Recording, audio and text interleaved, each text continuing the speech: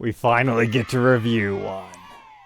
Welcome back, Troglodytes, to your daily dose of guitar information, the Trogly's Guitar Show. We're going to review the LP-295, one of the sweetest mashups in Gibson history. Look at this thing. Let's learn all about it. So at first glance, you might just think, hey, it's a Les Paul Goldtop with a Bigsby. What's so special about that?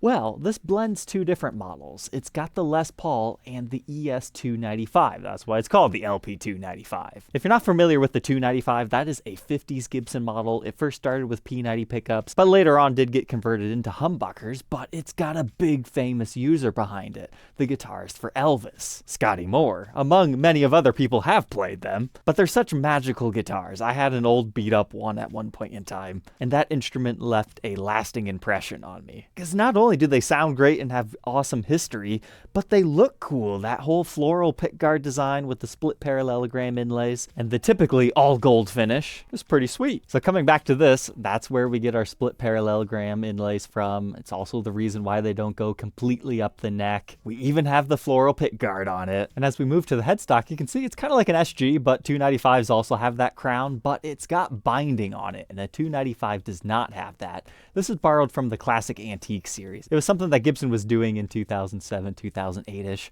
It was in vogue at that time, I guess you could say. But did you notice the biggest thing? Florentine cut. What? Usually a Les Paul is nice and rounded over right here. Here's a good side-by-side with the modern-day Mary Ford Les Paul 50 Standard. This is known as a Venetian cut, and this is the Florentine. It's a very sharp, pointy cutaway that you don't find on many electric guitars within Gibson's literature, but that is another element that is borrowed off of the 295. And if you like that, Gibson actually made a Les Paul Florentine from about 2009 until 2011 that features a vintage sunburst finish with a flame maple top. We actually have documented one of those at one point in time. But don't confuse that with the also named Les Paul Florentine, introduced in the 90s, which is the chambered F-hole ones that we've also seen a few of on the show. And if that wasn't enough special things, we also have a Bigsby thrown onto here, just for good measure. I think it would have been really cool if these were all gold, but they left them Les Paul inspired in that aspect. They also opted to have the humbuckers over P90s, although as we learned earlier, technically 295s can have both. It's just they're most well known for their P90s, and Les Pauls, along similar lines, can be known for both, but most better known for their humbuckers. But one more interesting matchup here, besides just the pickguard having the floral and the whole construction of being clear on the top and just having that printed design on the back, it's a Les Paul shaped pickguard. Whereas on like the Mary Ford, it's got the more traditional looking one that you would find on a 295, a long nose as I call it. Now we don't get the armrest over here, but you tell me, which one do you like better? It all comes down to personal preference. So what are my first impressions of this out of the case? Is it worth the wait? Yeah, it honestly is. The one thing I remember about the other Les Paul Florentine that I had with this Cutaway is it was so ridiculously heavy, I was scared this was going to be the same. So when I first picked it up out of the case, I had a visible, oh, this thing is actually very lightweight. And I like the richness of the mahogany in the neck, like it's ridiculously dark. I mean, you can see that the headstock wings don't really match because of just how rich that mahogany is. But you might have noticed something on the backside of the headstock. What is this 25 business? That's there because the LP-295 was part of Gibson's Guitar of the Month series in 2008. That was a limited edition series of 12 guitars, consisting of 2 SG Diablos, a 50th anniversary Flying V and Explorer, as well as a Shred X and Explorer, with 2 new Gibson Longhorns, a Holy Flying V, a Reverse Flying V and Explorer, the Les Paul Push Tone, and finally the LP-295. They made a maximum of 1,000 of each of those, and they released them each month, February through January of the next year. LP-295 was launched in April, but all the guitars of the month got special cases. So at first, it might not look that different, but the exterior Tolex is a little bit smoother, a little higher-ender feeling. And then, yeah, you get the branding on it, but who really cares about that? But it's kind of like the Les Paul Supreme cases. They have that really built-in deluxe handle. This one's a bit worn, so you can actually see it's a metal loop that attaches it, so you don't have to worry about these breaking off. It also has an extra latch back here, but my favorite feature about them has to be the kind of crushed velvet interior that they have. This is way superior to a regular Gibson USA case of the era. It's so soft and deluxe. And you get an additional lid ribbon right here just to be extra fancy. Originally, there would also be a case shroud that says Guitar of the Month, but it looks like somebody threw that away. As far as case candy that this one still does have, it talks about finish, discoloration, and checking. Got our pre-packed checklist over here. Looks like they actually filled out the warranty card. We don't have that. And then a cool old hang tag featuring some Les Paul Ultimas. That talks about the Gibson USA warranty. But speaking of finish checking, this one definitely has a lot of that. So let's go ahead and throw it on the workbench, take an individual look at its parts and specs to learn more about this really cool guitar.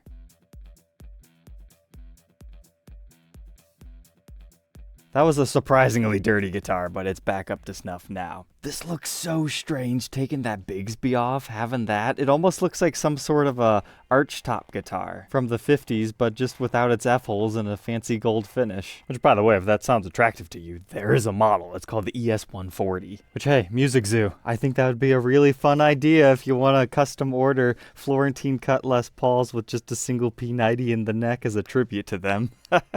Well, what kind of pickups do we rock in these? Stock, it's a 57 Classic humbucker, but then the slightly hotter 57 Classic Plus in the bridge. To give you an idea, the resistance within the circuit's 7.88 k ohms for our bridge, neck 7.65, and they play together at 3.88.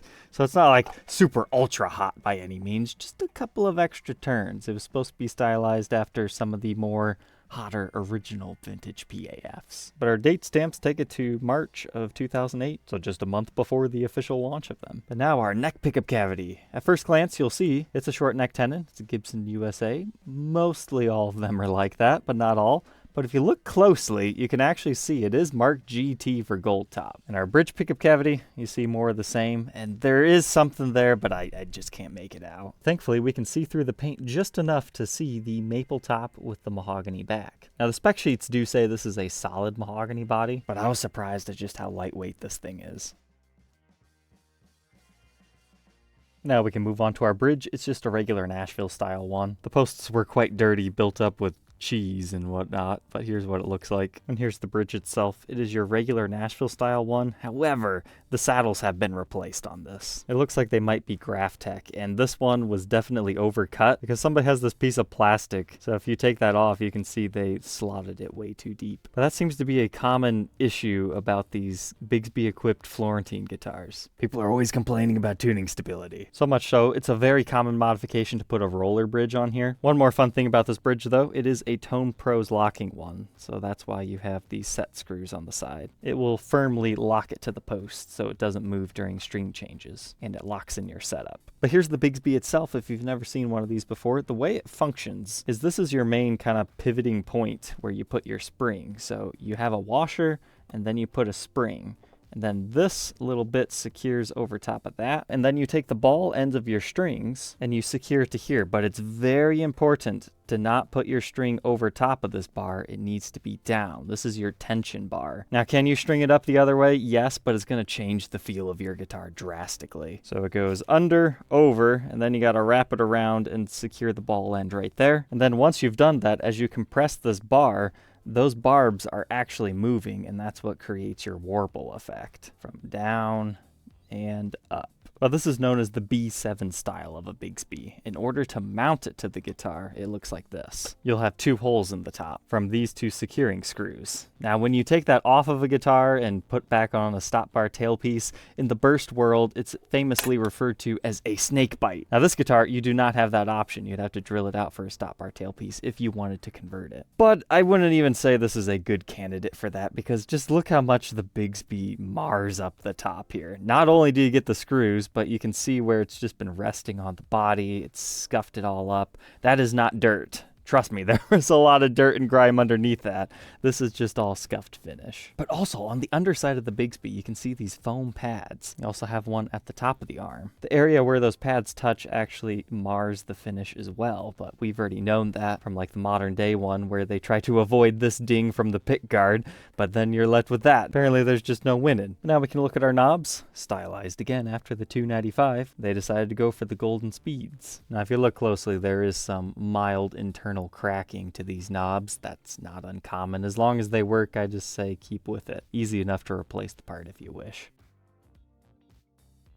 So if you're ever curious what one of these LP-295s would look like without the special pickguard and just plain, Here's your answer. I don't hate it as much as I thought I was going to, but I really do enjoy the 295 style pickguard. I actually talked to the guy before who made these for this run, and he said they're like really difficult to make. Because again, it's a clear plastic material, but you're just seeing through this back part that they put on it. And if you scratch this design, you would actually see that through on the top. But if I remember correctly, the hard part about this is it's very common for cracks to occur. So if that happened brand new, they'd probably have to replace it, would be my guess. But over time, stress in that area, it's very common to have those lines. But the flowers aren't just a solid gold color, they are metallic. So they will change depending on your lighting. So keep that in mind if you're ever taking one of these pickguards off to clean or anything. Be very careful reinstalling it, because many times that's just from over tightening. The screw actually seems to be a little bit less deep than usual to help prevent that. These are also pretty prone to finish checking. Now this one looks like it might have been abused in some cold weather at one point in time, because it's not checking in like the usual ways necessarily. Like for example, you can see some just centered right here in between where the Bigsby was. That was probably caused by some pressure and the coldness.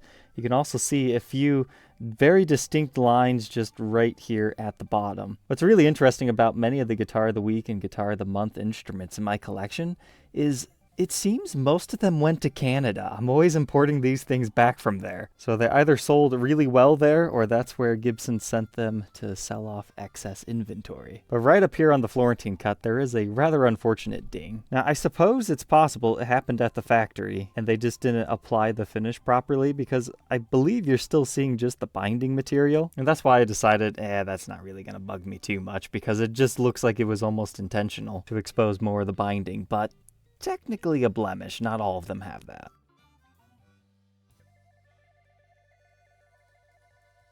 But now we can move on from our maple top and mahogany body. We've got that rosewood fretboard with our unique split parallelogram inlays running up and down our rosewood fretboard. This one definitely needed the TLC. It didn't look bad, but feeling it, it was kind of grimy. The frets needed polished, so that is all taken care of now. I did notice a few interesting things though. No way to know if this is factory or somebody was level recrowning at some point in time and they got it with their tool, but it's almost like they've scalloped the fretboard a little bit on these top frets right there. So something worth mentioning. Because besides that, I don't really see too many crazy tooling marks. The binding is obnoxiously yellow on this model, and that's how most of them are. They actually labeled it as antique, so that was a spec. And I was trying to find out, are these acrylic inlays or mother of pearl? Because it almost looks like it's a combination of the two. Because this one has all the telltale signs of acrylic as far as all the super swirliness. And like it's got some movement to it, but not a whole lot. But then there's this piece that definitely moves exactly like pearl and makes me go, yeah, that's definitely pearl. And unfortunately, the old Sweetwater listing didn't say. So I think I'll have to look at a few other examples in person before I do a firm judgment on that. It's so strange. Usually it's easy to tell, but these ones just are so good. But now our headstock. The downfall to many of these classic antiques is they develop all this finish checking and chipping along the binding edge. Now this outline around the Gibson logo, that's going to happen on most guitars. Some eras are worse than others. Same thing is true for our frog / crown, whatever you want to call it. So if you're ever looking at one of these and you see this, don't necessarily be scared away by it. Almost every single one is going to have at least some of that to some degree along these headstock edges. But if you get this in the light right, you can actually see there's quite a bit of like wavy finish checking up around here by the logo. Again, some of these get very visible. Other ones, you gotta really look closely to see that it's there. But the pearl they used on this Gibson logo is really cool because at select angles, it's got a whole lot of green in it. So that's kind of hard to show off in camera. But our truss rod's in good shape and functions fine. And the truss rod cover is just blank on this model.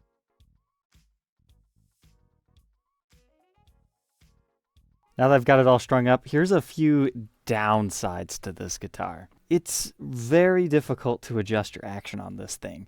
I don't know why, but this Bigsby sits way closer to the bridge than it usually does, to the point where it almost feels kind of crowded. But that sits right up next to your thumb posts, and then you got your pickup over here to the point where you can't actually get this tool around there to adjust. And the fact that it's a locking system, good luck actually locking it into place unless you have a very small Allen wrench to get in there. But like this one, I want to lower it a bit. Even with string tension off, I just can't get that post to move very well. The bass side isn't as bad because you don't have this jut from the Bigsby over here. But that A string saddle definitely needs replaced. It's a bit buzzy. But now that I've had it strung up, here's my official take. I do believe these are acrylic. That just happens to be really, really choice acrylic, because all the rest just don't look mother of pearl. And typically Gibson USA doesn't, unless you're within like the modern series nowadays, or they did have some in 2016. Like, I'm not saying it never happens, but traditionally it's acrylic. And if they were true pearl, that would have been in the advertisings.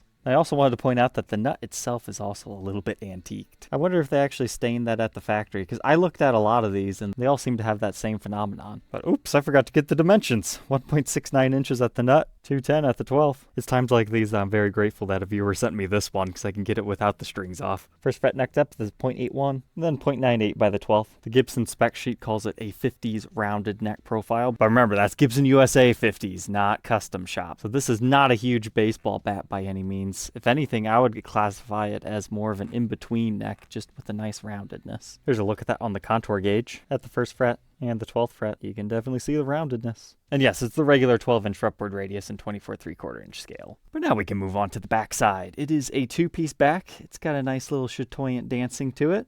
However, just like the neck, one piece of mahogany is nice and dark, the other one's a little bit lighter, so maybe not the best match in that aspect, but hey, whatever. And after a polishing, hey, this doesn't look half bad. However, this was played, it was loved, it wasn't abused, but when you get it in the light, you got some dings there. We've got some buckle impressions over here, as well as a scratch there, and a whole plethora of all that goodness down in this area. This is not a mint condition collectible version of the LP-295. Got lots of dings down here as well, but that's okay. I didn't pay $5,000 for this one either.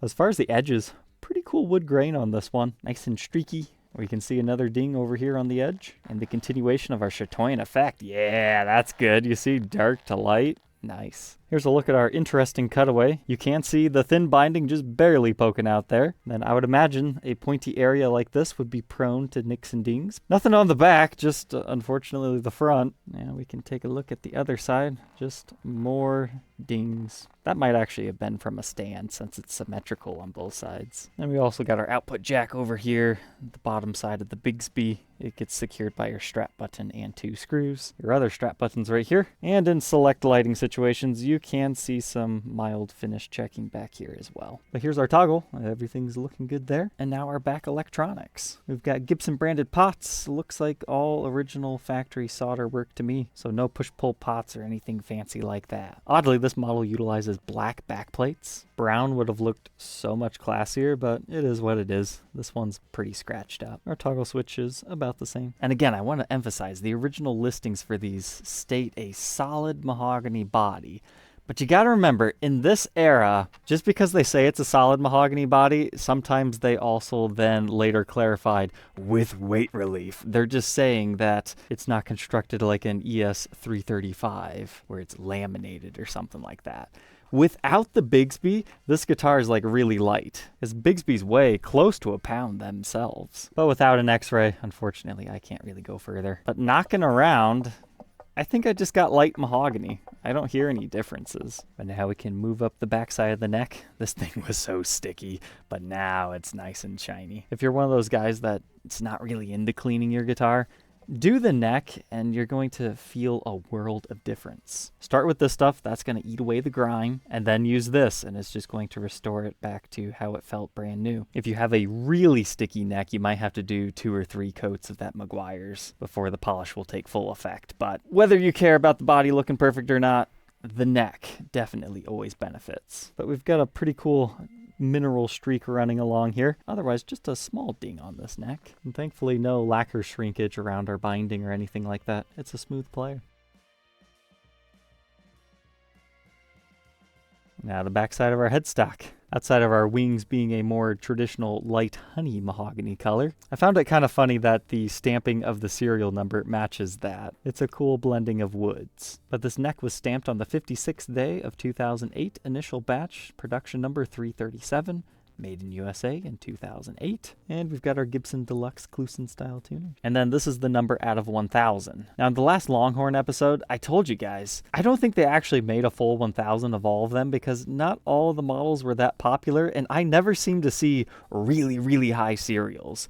This is the one exception to that because I have actually seen them at least in the 600s. So even though this one was a little bit more player's grade, I thought, hey, 25, that's not too bad on this model. I knew it. It is a light one. Look at that weight. 8 pounds, 6 ounces. If you take the Bigsby off, that's like 13 ounces off, and then you get a lightweight tailpiece, install it. It'd be close to what, 7.5 pounds? I mean, it feels like an arch top when you don't have that Bigsby on it. So I don't know if they're all like that. This is the first one I've documented, but maybe there was a reason this one was played so much.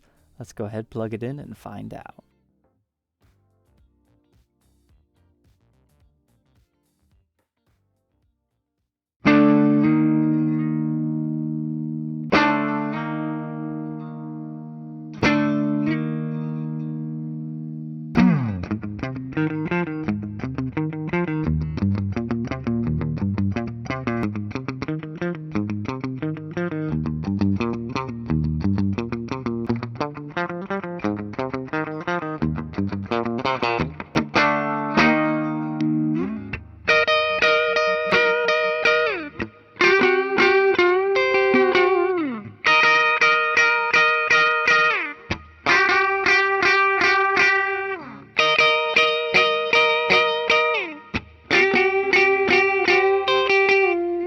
I'd say those tones are pretty nice. Those 57 Classics have a nice roundness to them.